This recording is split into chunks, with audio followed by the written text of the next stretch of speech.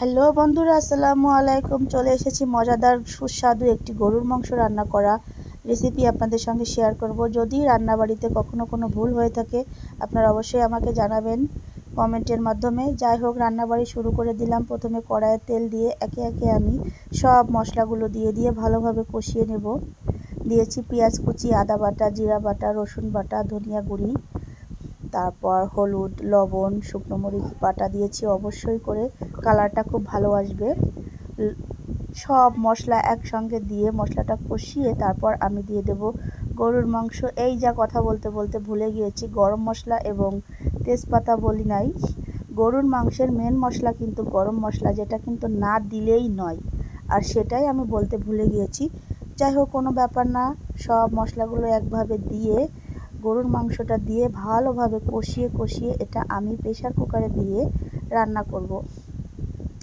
গরুর মাংসটা যখন তেল ফোটা মশলা একটা কষা ভাব চলে আসবে, তখন আমি দিয়েছি গোটা কয়েকটা রসুন এবং দিয়েছি আমাদের খুলনার বিখ্যাত ঐতিহ্যবাহী চুই জাল গরুর মাংসে, হাঁসের মাংসে না দিলেই নয়।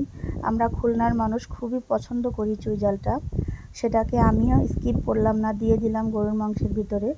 যাই হোক, সবগুলো উপকরণ একসঙ্গে দিয়ে কষিয়ে নিয়ে এখন আমি দিয়ে দেব প্রেসার কুকারে দেওয়ার একটা খুবই ভালো সুবিধা আছে, সেটা হচ্ছে খুব দ্রুত মাংসটা সেদ্ধ হয়ে যায়, খুব নরম হয়ে যায়, আর পানিও খুব বেশি প্রয়োজন হয় না, অল্পতেই জাল হয়ে যায়।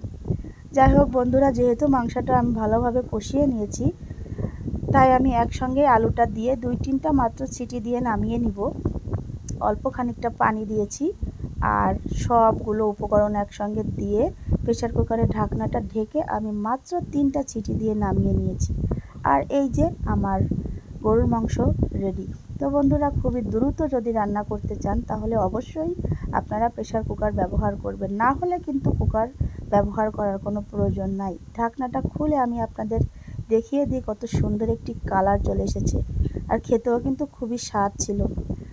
যাই হোক, একটু কাঠি দিয়ে লাড়াচাড়া করে দেখি, পানি একটু বেশি হয়েছে, তার জন্য আবার একটু ঢাকনাটা খুলে চুলায় একটুখানি জাল দিয়েছি যাতে ঝোলটা একটু কমে আসে।